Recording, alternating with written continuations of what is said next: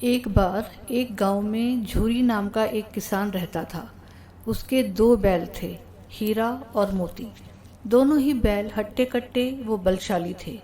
झूरी को उन दोनों से बहुत लगाव था। दोनों बैल भी झूरी को बहुत पसंद करते थे। हीरा और मोती का आपस में इतना लगाव था कि यदि कभी एक खाना ना खाए तो दूसरा भी घास को मुंह तक नहीं लगाता था। एक दिन की बात है, झूरी की पत्नी का भाई गया दोनों बैलों को अपने साथ ले गया। दोनों बैल इस बात से हैरान थे कि उन्हें गया के हवाले क्यों किया गया है। शाम होने पर दोनों नए घर व नए लोगों के बीच में थे, लेकिन उन्हें वहाँ सब बेगाना लग रहा था। रात को जब सभी सो गए तो दोनों रस्सी तोड़कर झूरी के यहाँ भाग खड़े हुए। सुबह सवेरे ही जब झूरी ने उन्हें अपने यहाँ देखा तो दौड़कर गले से लगा लिया। ये सब देखकर झूरी की पत्नी बिल्कुल खुश नहीं थी। उसने दोनों को खूब खरी खोटी सुनाई और ये निश्चय किया कि दोनों को खाने में केवल सूखा भूसा ही मिलेगा। अगले दिन गया फिर आकर दोनों बैलों को अपने साथ ले गया। गया पिछले कल की घटना से बेहद क्रोधित था, इसलिए उसने वहाँ भी दोनों को खाने के लिए सूखा भूसा ही दिया। किसी तरह रात कटी और सुबह दोनों को हल जोतने के लिए खेतों में ले जाया गया। हालांकि दोनों ने जैसे एक कदम भी ना उठाने की कसम खा रखी थी। दोनों की खूब पिटाई हुई। रात को खाने में फिर भूसा मिला। दोनों निराश खड़े थे कि तभी वहाँ एक छोटी सी लड़की आई और दोनों को एक एक रोटी खिलाकर चली गई। एक एक रोटी से दोनों का पेट तो नहीं भरा, लेकिन उनके दिल को सुकून ज़रूर मिल गया था। पता चला कि उस लड़की की सगी माँ के मरने के बाद वो सौतेली माँ के पास रहती थी। उसकी सौतेली माँ उसे मारती रहती थी। शायद यही वजह थी कि उसे बैलों के लिए अपनापन था। दोनों इस छोटी लड़की के बारे में सोचकर चुपचाप अपना समय बिताने लगे। एक रात दोनों ने सलाह करी कि वे दोनों गले में बंधी रस्सी को चबा चबा कर तोड़ देंगे और वहाँ से भाग जाएंगे। उसी रात जब वे रस्सी को तोड़ने की कोशिश कर रहे थे तो वही छोटी लड़की वहाँ आई और उसने दोनों को रस्सी से आज़ाद कर दिया। दोनों ने छोटी लड़की से विदा ली और दौड़ने लगे। इतने में गया को इसकी खबर लगी और वो अपने आदमियों के साथ उन दोनों के पीछे दौड़ पड़ा। हीरा और मोती इतना तेज भागे कि उन्हें अपने घर का रास्ता भी याद ना रहा। वे रास्ता भटक गए थे। दोनों को भागते भागते भूख भी लग पड़ी थी। रास्ते में मटर का एक खेत था।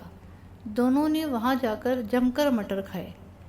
अभी दोनों खेत में चर ही रहे थे कि वहाँ एक सांड आ धमका। दोनों ने हिम्मत दिखाकर उसे वहाँ से खदेड़ दिया। इतने में मटर के खेत के सेवक हाथों में डंडा लिए आ पहुँचे। हीरा के पास भागने का मौका था, लेकिन जब उसने देखा कि सेवकों ने मोती को पकड़ लिया है तो वो लौट गया। दोनों बैलों को पकड़कर मवेशी खाने में बंद कर दिया गया। उस मवेशी खाने में बहुत से जानवर कैद थे। वहाँ कई बकरियाँ, घोड़े, भैंसे, गधे बंधे थे, लेकिन किसी को भी खाने को कुछ नहीं दिया जाता था। इस वजह से सभी जानवर कमज़ोरी के कारण ज़मीन पर बेजान पड़े हुए थे। जब पूरा दिन बीत जाने पर भी खाने को कुछ ना मिला तो हीरा का सब्र का बांध टूट गया। उसने बाड़े की कच्ची दीवार पर जोर से अपने सींग गड़ा दिए। इससे मिट्टी का एक टुकड़ा निकल आया। ये देखकर हीरा को हिम्मत मिली और वो दौड़ दौड़कर अपने सींगों से दीवार की मिट्टी गिराने लगा। तभी मवेशी खाने का चौकीदार हाथ में लालटेन लिए जानवरों की हाजिरी लगाने आ पहुंचा। हीरा की करतूत देखकर उसने उसकी डंडे से पिटाई शुरू कर दी और उसे मोटी रस्सी से बांधकर वहाँ से चला गया। हीरा ने मोती से कहा, आज अगर ये दीवार गिर जाती तो यहाँ बंधे हुए कितने ही जानवर आज़ाद हो पाते। यदि ये थोड़े दिन और यहाँ रुके तो कमज़ोरी से इनका मरना निश्चित है। ये सुनकर मोती बोला, अगर ऐसी बात है तो मैं भी जोर लगाता हूँ। ऐसा कहते ही मोती ने दीवार में उसी जगह वार किया और लगभग 2 घंटों की कड़ी मेहनत से दीवार को तोड़कर गिरा दिया। दीवार के गिरते ही घोड़े, भैंसे, बकरियां सब जल्दी से भाग गईं, लेकिन गधे वहीं खड़े रहे। लाख मनाने पर भी गधे अपनी डर की वजह से वहीं खड़े रहे। उधर मोती अपने दोस्त हीरा की रस्सी को तोड़ने की पूरी कोशिश करता रहा। अब जब सुबह होने वाली थी तो हीरा ने मोती से कहा, दोस्त, मुझे नहीं लगता कि आज ये रस्सी टूटेगी।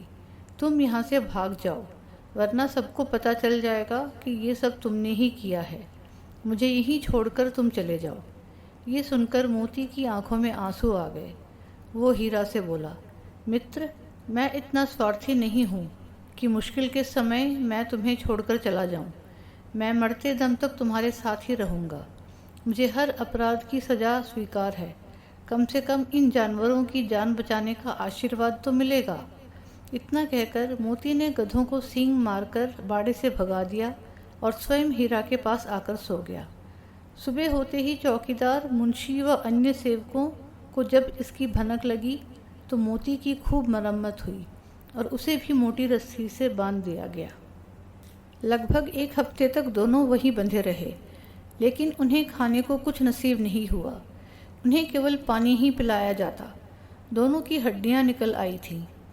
एक दिन बाड़े के सामने उनकी नीलामी शुरू हुई, लेकिन वो दोनों इतने कमज़ोर थे कि उन्हें खरीदने के लिए कोई तैयार नहीं था। तभी एक आदमी सामने आया और दोनों बैलों को टटोलने लगा। मुंशी ने कुछ मोलभाव करने के बाद वो उन दोनों को लेकर चल पड़ा।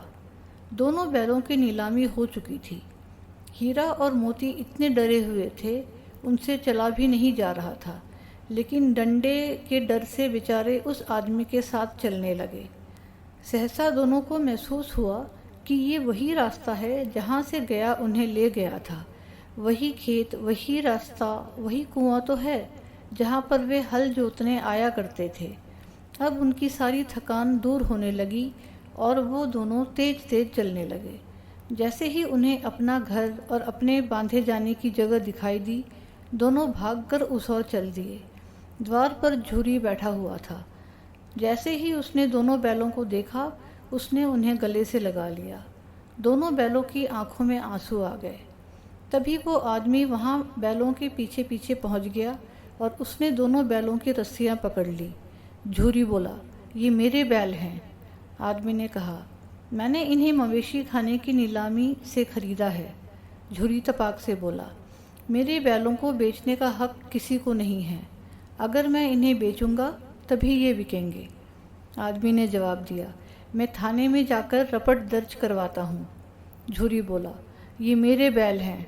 इसका सबसे बड़ा सबूत ये है कि ये मेरे द्वार में खड़े हैं। फिर उस आदमी ने आव देखा ना ताव और बैलों को अपनी ओर खींचने लगा।